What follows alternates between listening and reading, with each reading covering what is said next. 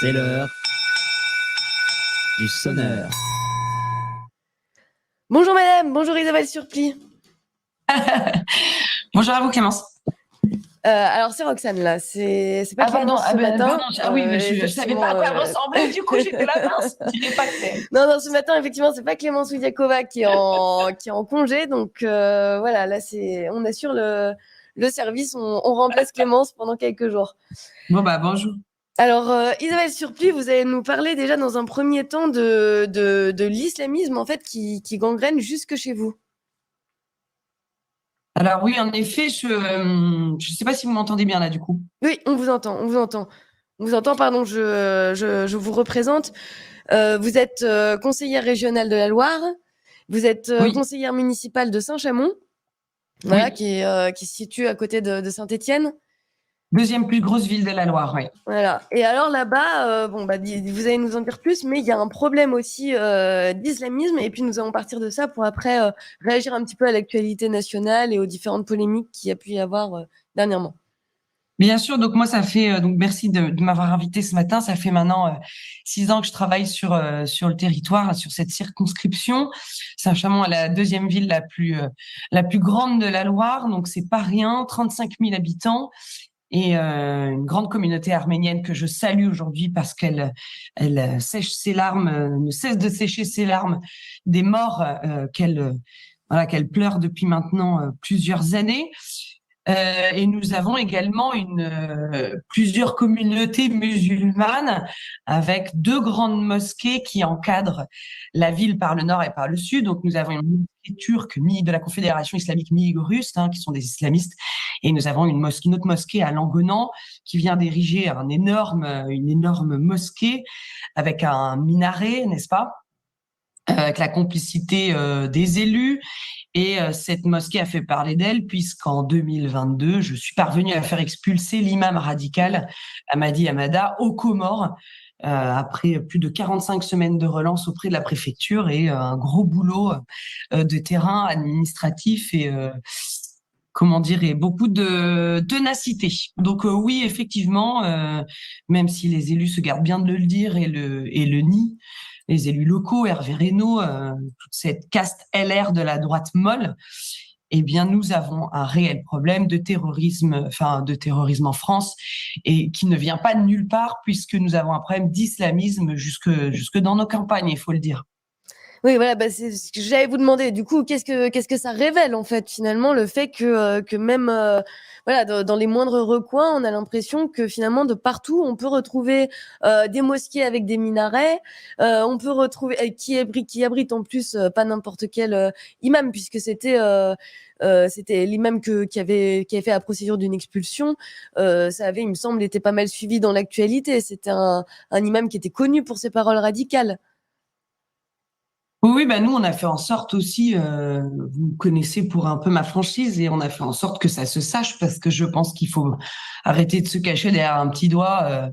Quand le maire d'une commune comme Hervé Reynaud, qui est devenu sénateur LR, et j'interpelle Gérard Larcher pour savoir s'il va continuer à couvrir ses collègues, mais quand Hervé Reynaud pose la première pierre de la mosquée Miligorus de Saint-Chamond en 2015, je me pose la question de savoir quel est son rôle dans tout ça. Et ce que les experts et tous les professionnels de l'islamisme affirment qu'un terroriste islamiste ne passe pas à l'action par hasard. Il le fait parce qu'il a été nourri par une idéologie qu'il va trouver près des frères, près de mosquées, de conférences, de voyages, de tout ce que précisément moi je dénonce pour que ça cesse, parce que ça nourrit cette idéologie. Et ça le pousse à passer à l'acte, vous voyez. Et quand on déplore la mort de Dominique Bernard, cet enseignant à Arras, qu'est-ce qui s'est passé depuis Samuel Paty? Absolument rien n'a changé. Mais rien n'a changé. Et ce sont des morts pour rien. C'est du sang versé pour rien. Donc, effectivement, que moi, ça m'encourage, si vous voulez, à rester tenace dans ce combat, puisque les élus sont complices, les précédents gouvernements qui sont succédés jusqu'à Emmanuel Macron sont complices, et que rien n'a changé. Et c'est ça, le scandale, il est là. Alors voilà, c'est un peu ça exactement le problème. Là, on touche quelque chose de fondamental dans cet enjeu de lutte contre le terrorisme. C'est-à-dire qu'à chaque fois qu'il se passe quelque chose, on a l'impression de découvrir un petit peu l'eau chaude. Ouais, On explique que ah bah ça alors il y a de l'islamisme qui gangrène et qui se radicalise sur notre territoire. Mais d'un autre côté, comme vous le dites, par exemple, là, c'est un maire LR, c'est ça qui pose c'est cette première oui, pierre de cette mosquée. Voilà. oui, Alors oui. que les LR après ne vont pas rester en reste de réaction, ce qui est normal, ce qui se comprend. Mais voilà, en fait, on a l'impression qu'on fait quelque chose et puis que après on s'étonne des conséquences, quoi. Et d'ailleurs, je ne sais pas si vous avez, il y a un sondage là qui a été commandé par le Parisien Mhm. à Opinionway, excusez-moi, qui indique que apparemment 63% donc des Français considèrent que les politiques n'ont plus aucun impact en fait dans leur vie quotidienne. Et donc ça pose la question de la légitimité finalement de toute Mais cette. c'est pire. C'est pire, ils sont complices, en fait. Et moi, je leur dis droit dans les yeux, ils sont complices. Moi, je vais vous dire, hein, je risque ma peau, en fait. Je peux plus me promener toute seule. Ça fait rire beaucoup de gens, moi un peu moins. Je ne suis pas sous protection parce que c'est à la discrétion de l'État. Je reçois des menaces de mort régulièrement depuis plus de 7 ans. J'ai 4 enfants. J'ai une majorité LR qui s'amuse à presque donner mon adresse parce qu'ils sont furax que je fasse le boulot à leur place. Et la vérité, c'est que les élites politiques sont complices parce qu'ils ont peur. C'est ça le problème. Ils ont peur, donc ils ont laissé s'installer 4 mouvances principales islamistes en France. Il faut le rappeler, la Confédération islamique ouïghour-russe, qui sont les Turcs islamistes, le bras armé d'Erdogan. Il y a le mouvement Tablir, il y a les frères musulmans et il y a le salafisme. Et en fait, ces 4 mouvances, elles ont pignon sur rue en France grâce à la complicité des élus, d'associations grassement subventionnées, notamment par la gauche et par une droite assez complice. Et moi, c'est contre ça que je lutte. Et vous vous rendez compte que je peux risquer ma peau et qu'en face, c'est tout ce qui les effraie. Donc, ils ne le font pas. Donc, c'est pas que il y a un laxisme, etc. Il y a une peur complice. Ils ont la trouille, parce qu'ils ne sont pas des hommes. Voilà, moi, c'est ça que j'ai envie de leur dire. Enfin, Alors, c'est terrible. est-ce que vous pouvez nous expliquer, oui, parce qu'on se souvient dans votre ville, notamment, il y a parfois on retrouve des tags avec effectivement affichés à la vie de tous des menaces de mort. Est-ce que vous pourriez juste très rapidement nous réexpliquer pourquoi, pour que ce soit bien clair, quelle est la raison de ces menaces? Eh ben, en fait, moi, je me suis engagée en politique électorale il y a maintenant plus de 10 ans par souci de justice, et parce que je vois qu'on se fait gangréner et je vois que notre pays, c'est plus la France, et que je veux maintenir le cap que notre pays n'est pas une terre d'islam et que elle doit maintenir ses racines chrétiennes. Et j'ai combattu au début de mon engagement politique pour la défense de la vie et contre l'islam radical.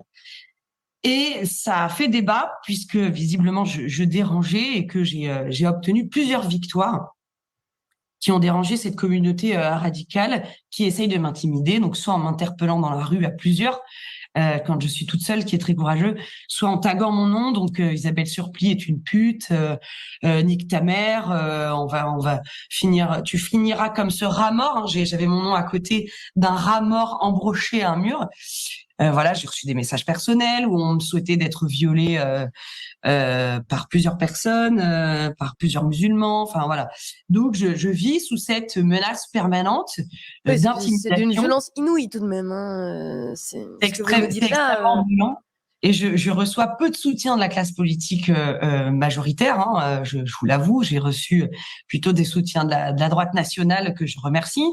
Marion qui m'a longtemps soutenue en me prêtant son avocat au tout début. J'ai un procès contre la mosquée de Langonan de Saint-Chamond, qui, et là j'ouvre une parenthèse, en fait, qui a porté plainte pour diffamation publique contre moi sur les 2 publications Facebook et Twitter qui ont elles-mêmes été invoquées pour que cet imam soit expulsé aux Comores. Donc en fait, on est dingue, on marche sur la tête. Ouais, on est dans Donc la. oui, ouais, effectivement, je reçois pas mal. J'ai pas de nouvelles de mes plaintes pour menaces de mort. Visiblement, ça doit pas être très important.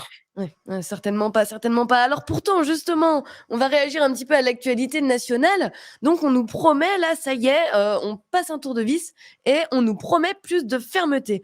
Donc vous avez peut-être vu hier l'interview de Gérard Darmanin qui est paru dans le JDD. On nous promet un texte de loi le plus dur et le plus ferme qui n'a jamais été vu, qui n'a jamais été vu pour le moment dans la politique française sur l'immigration.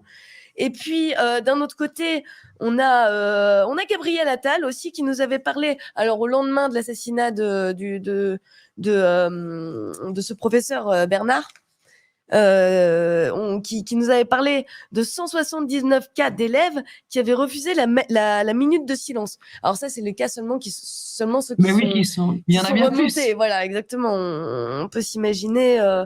On peut s'imaginer qu'il y en a toute une autre foulée. Oui, parce qu'il faut noter à peine que les gens ont peur de les signaler. Les gens, moi, m'envoient des messages en me disant, vous dites pas que c'est moi, vous dites pas où c'est. Alors, au bout d'un moment, en fait, l'information, elle est tellement anonyme qu'on peut presque plus la donner. Mais à Saint-Chamond, dans les lycées, ça rigole, ça se marre. Et j'ai même un prof à Saint-Émond qui a pas voulu faire cette minute de silence. Parce qu'en fait, je vous rappelle, les chiffres, c'est que 50% des enseignants s'autocensurent. Vous imaginez bien que 3 jours après l'assassinat pour des raisons purement politico-religieuses d'un professeur en France, 3 jours après, on ait peur de vouloir faire une minute de silence à Samuel Paty. Donc, moi, je veux bien des promesses, mais il faut quand même bien rigoler tous. Eh bien, à ce sujet, justement, Gabriel Attal avait réagi. On va écouter Gabriel Attal. Vous allez me donner votre réaction. 179 procédures disciplinaires qui partent également. Et pour les cas les plus graves, plusieurs dizaines d'entre eux qui relèvent de l'apologie du terrorisme, je le dis, j'ordonne ce jour l'exclusion de ces élèves dans l'attente des procédures disciplinaires qui se tiendront. À un moment, la tolérance, ça va. La bienveillance, ça va. Et le pas de vague, c'est fini. Voilà, donc vous l'avez compris, le pas de vague, ça y est, c'est fini. C'est de l'histoire ancienne. Pardon ? Pourquoi il crie comme ça ? Parce que Alors, moi, c'est le premier truc qui me choque. Il hurle, en fait. À un moment, il faut rester calme. Parce que le jour où sur un plateau télé, il y a un mec qui débarque en criant Allahu Akbar, je pense que Gabriel, il va finir sous le pupitre. Comme certaines personnes qui se moquent, d'ailleurs, de ce cri qui veut dire vraiment quelque chose. Donc, d'abord, première chose, il hurle. Donc, c'est vous dire la sérénité du gouvernement à ce niveau. Et deuxièmement, ok, très bien, ces élèves ne feront pas leur rentrée. On en fait quoi ? Un conseil de discipline ? Mais j'espère bien qu'ils plaisantent. Parce que de toute façon, si on a un professeur sur 2 qui s'auto-censure, est-ce que vous pensez franchement qu'un conseil de discipline va faire peur à qui que ce soit ? Donc non, ça c'est absolument pas la solution. La solution, c'est de faire appliquer la loi, de réformer cette chaîne pénale. On le dit et on le redit, mais vous savez, la vérité, elle consume un peu tout sur son passage et puis surtout elle dure. Donc on va répéter avec grand calme. Donc il faut les peines planchées, appliquer le droit, vider les prisons de ces 23 parfois 25% de détenus à nationalité exclusivement étrangère. Voilà, il y a plein de mesures qu'il faut avoir le courage d'appliquer parce que s'ils ont expulsé Madi Hamada, imam comorien de Saint-Chamond, s'ils ont eu le courage de le faire à un mois des élections présidentielles, je pense qu'on peut faire bien plus. Voilà, donc moi, ce que je vois, c'est un État fébrile qui voit que petit à petit, malheureusement, nos amis Oberton et consorts ont raison, que nous sommes assis sur une poudrière, que nous avons des hommes, pourtant c'est des hommes, je pensais que c'était le sexe fort, mais qui n'ont absolument aucun courage parce qu'ils vivent dans une bulle, ils sont totalement préservés. Eux, évidemment, ils sont dans un monde où ils sont ultra protégés. Ils connaissent même plus le prix au kilo d'un kilo de tomates. Enfin bon, bref. Et moi, ce que je vois, c'est des gens terrorisés, mais qui nous gouvernent. Donc, vous imaginez, quand on sait que les policiers ont peur de sortir leur arme, quand on sait qu'il y a une partie des Français qui considèrent un bon flic, c'est un flic mort. Mais il croit nous faire croire quoi, ce monsieur, en hurlant de la sorte et en disant à partir de maintenant, ça suffit. Et vous pensez que la famille de Samuel Paty, elle pense quoi ? Alors, ce que vous nous dites là, justement, je crois que c'est le ressenti de nombreux Français, en fait, qui voient très bien que techniquement, au-delà des discours, il ne se passe absolument rien.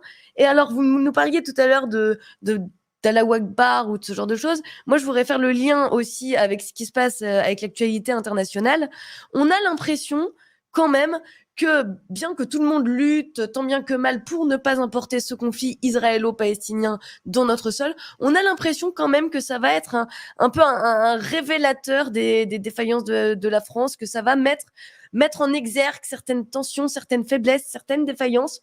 Et alors justement, on avait toutes ces manifestations pro-palestiniennes pendant lesquelles on a pu entendre des cris de Allahu Akbar. Alors moi, il y a Jean-Philippe Tanguy, par exemple, qui avait demandé l'interdiction de la manifestation. Est-ce que c'est ce qu'il faut faire? Est-ce qu'il faut interdire ces manifestations? En fait, moi, je vais vous renvoyer à 40 ans en arrière. Et je peux vous dire quelque chose qui va énerver la classe politique, si Jean-Marie Le Pen avait raison. Mais c'était il y a 40 ans. C'est toujours la même chose dans la droite nationale. Il y a un petit, c'est qu'on a toujours raison trop tôt. Donc maintenant, on est en train de déplorer le fait que certaines manifestations soient autorisées et que on hurle des Allahu Akbar sous la protection, hein, parce que c'est absolument pas pareil, sous la protection de la police. Donc, moi, je vais vous dire une chose. Bon, la censure, c'est très populaire, c'est très peu populaire, pardon, finalement en France, parce que on est là à vouloir revendiquer. Excusez-moi. Pas de problème, mais c'est pas grave. Mais ce que j'allais dire justement, c'est que bon, peut-être que vous avez besoin de partir, Isabelle Surplis.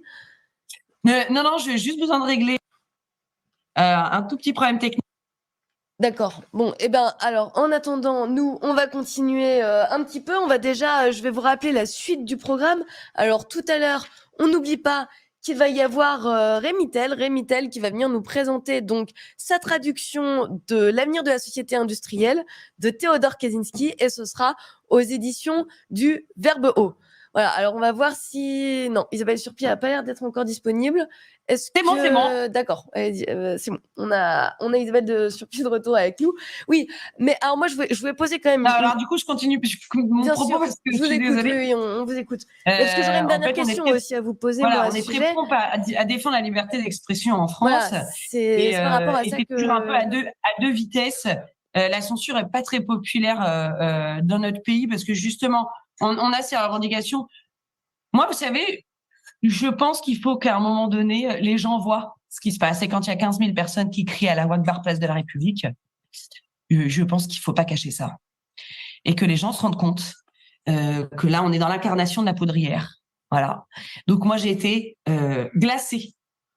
Franchement, j'ai été saisie en me disant, mais à quel moment ce cri qui est à chaque fois la signature d'un attentat en France qui a fait couler le sang d'innocents au nom de l'islam, à quel moment on peut laisser ça sans rien dire? Et vous avez raison de le soulever. Et moi, je trouve que c'est comme, vous savez, j'ai un avis très tranché sur le voile, le port du voile et de tous les signes religieux islamistes en France. Et je suis contre leur interdiction pour la simple et bonne raison parce que je pense que l'ennemi, il faut continuer à pouvoir le voir et que le jour où il se cache, c'est un vrai problème. Vous voyez, la mosquée Migros de Saint-Chamond, je les ai épinglés et depuis le mois de janvier, ils ne publient plus rien. Ouais, et moi, il n'y a rien qui vaille. Parce que justement, voilà, on pourrait se dire que peut-être ça pourrait avoir déjà quelque chose de totalement contre-productif de vouloir interdire ce genre d'expression. Et puis en plus, voilà, comme ça, au moins, il y a de l'expression, on voit ce que ça donne. Alors, moi, j'avais une question quand même. Est-ce que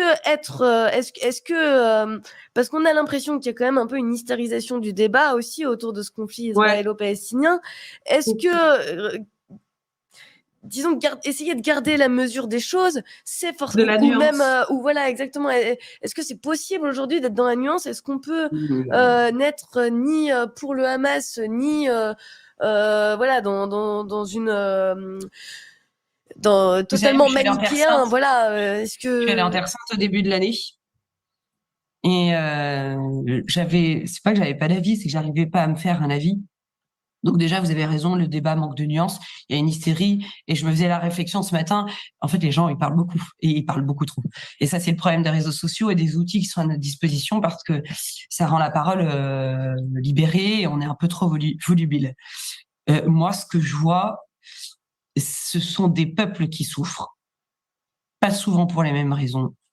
Ce que je vois, c'est qu'on ne peut rien dire sans soit se prendre un procès. Donc moi, je vais vous dire, hein, moi, mon avis que j'ai sur l'État d'Israël, je le garde pour moi parce que j'ai 5 procès déjà. Donc, je n'ai pas on va essayer envie d'en d'éviter avoir d'autres. de s'en Moi, rajouter. ce que je vois, c'est un groupe terroriste qui n'est pas qualifié de tel par la France insoumise, qui est en fait la France soumise. Ce que je vois, c'est un écho et donc un ricochet en France de ces communautés radicales qui se sont réveillées. Et ça m'inquiète beaucoup. Ce que je vois, ce sont des civils palestiniens qui sont morts au même titre parce qu'évidemment, il n'y a pas une graduation dans les victimes. Voilà, Au même faut titre que des pas. civils israéliens C'est sont important morts. aussi ça de le souligner parce que souvent quand Voilà, on ils écoute les n'ont rien demandé. commentateurs politiques, on a Au l'impression que même bon, titre c'est un qu'il y a petit des peu. chrétiens. Et Oui. ça, il faut le soulever. Exactement, dont on ne Au parle même titre qu'il y a des pas chrétiens qui beaucoup sont d'ailleurs. morts. Des églises qui ont été détruites. Donc, D'ailleurs, j'ai l'hôpital. l'impression que tout le monde se réveille en trouvant que la guerre, c'est moche. Alors d'abord, c'est pas une guerre. Parce que pour moi, la définition de la guerre, c'est vraiment les soldats d'un État contre les soldats d'un autre, tel que un peu on peut la définir, on peut définir ce mot guerre. D'abord, c'est pas une guerre et en plus, je suis désolée, hein, mais tous ceux qui poussent des cris d'orfraie, oui, en fait, le conflit armé entre civils et entre terroristes, c'est extrêmement laid. Le Bataclan, c'était atroce et je ne comprends pas en fait que tout le monde débarque en disant oh, mon Dieu, c'est affreux. Mais l'homme est capable des pires choses qu'on puisse imaginer. Et évidemment qu'un conflit armé de cette ampleur, en plus que bon, qu'on veut toujours un peu comparer la France et le petit État d'Israël, mais qu'on dit que c'est 100 fois le Bataclan, ou j'ai entendu j'ai lu des choses comme ça, donc le ratio est vrai, mais c'est toujours aussi hideux. Et moi, ce que je crains, c'est qu'à force que les élites politiques s'expriment à tort et à travers, on soit complice un peu de cette Oui, c'est excitation. exactement. On est en train de prendre parti, Et, de se prononcer, et voilà, il faudrait pas que ça ait des. et moi, honnêtement, dans les transports en commun, des choses comme ça, ou dans des lieux de vie, je regarde où est-ce que je peux sortir. Je ne suis pas sereine. Bon, moi, ça fait des années que je suis pas sereine, mais oui, non, on vit une époque très bizarre et je trouve que ça sent pas bon. Voilà, ça sent le soufre. Bon. Merci beaucoup Isabelle Surplis. On vous remercie, on vous souhaite une très bonne fin de journée et merci d'avoir témoigné pour nous, d'avoir réagi avec nous en direct à l'actualité. Et merci à vous. voilà, on vous souhaite tout plein de courage pour vos luttes. Voilà. Merci. J'invite tous ceux qui nous regardent à aller sur stchamondabord.fr s'ils aiment le travail qu'on fait à Saint-Chamond, s'ils souhaitent me soutenir et que bien évidemment l'argent c'est aussi le nerf de la guerre. Et ben voilà, ils ont possibilité de participer de cette manière en nous faisant des dons sur stchamondabord.fr. Je vous remercie. Bon, c'est bien noté, c'est bien noté. Merci beaucoup.